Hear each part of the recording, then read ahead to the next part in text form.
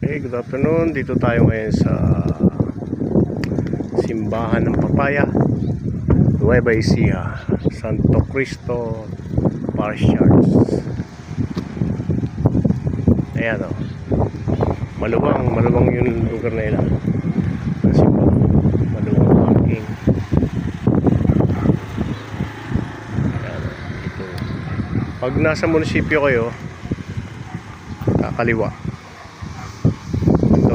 Diretso lang dito papunta sa Santo Cristo Parish Church, dito sa Papaya, General Tinio, Nueva Ecija. Ayan.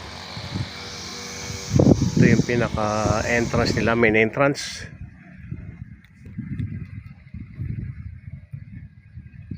Ito, papasok na ako rito.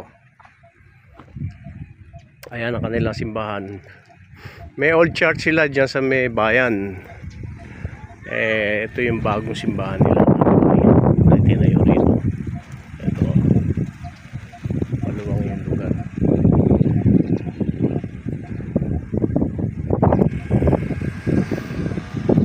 Ito palagay ko kumbento ito, yung malaking bahay na ito. Very solemn, nasa gitna ng kapaligiran. Ito simbahan ng General Tinio.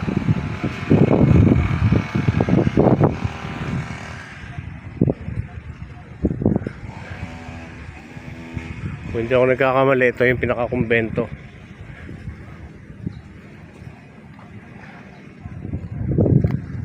Ayan o, ayan na yung pinaka-entrance nila dito sa Santo Cristo Parish Church.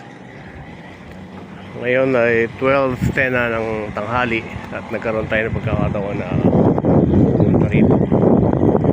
At may instalasyon ng Light of Columbus sa lugar nito at naimbitahan tayong pumunta rito sa Santo Cristo Parish Church. Naimbitahan tayo na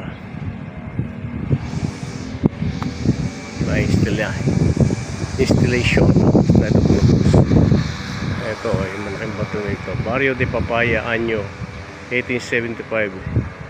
Ito ay natagpo ang nakalimbag sa lumang kampana nung ito ay kailangang ibaba buhat sa kampanaryo dahil sa pagkasira at kalumaan.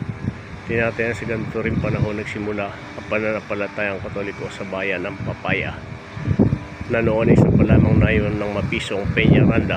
Ayan o, ito yung kasaysayan niya ng bayan ng Papaya. A short prayer to Jesus.